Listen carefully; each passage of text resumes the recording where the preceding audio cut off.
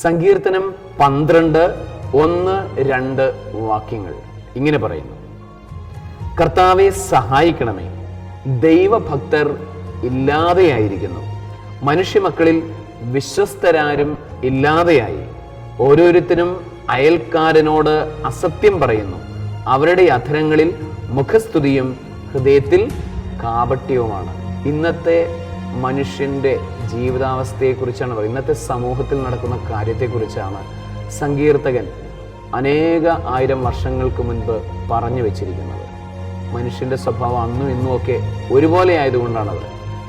ദൈവഭക്തർ ഇല്ലാതെയായിരിക്കുന്നു. കർത്താവെ സഹായിക്കണമേ, ദൈവഭക്തിയോടുകൂടെ ജീവിക്കാൻ സഹായിക്കണമേ നമുക്ക് പ്രാർത്ഥിക്കാം. കർത്താവ് നിങ്ങളോടുകൂടെ, സർവശക്തനായ ദൈവം പിതാവും പുത്രനും പരിശുദ്ധാത്മാവും ദൈവഭക്തിയിൽ വളരാൻ, നിഷ്കപടതയിൽ വളരാൻ നിങ്ങളെ അനുഗ്രഹിക്കുമാറാകട്ടെ.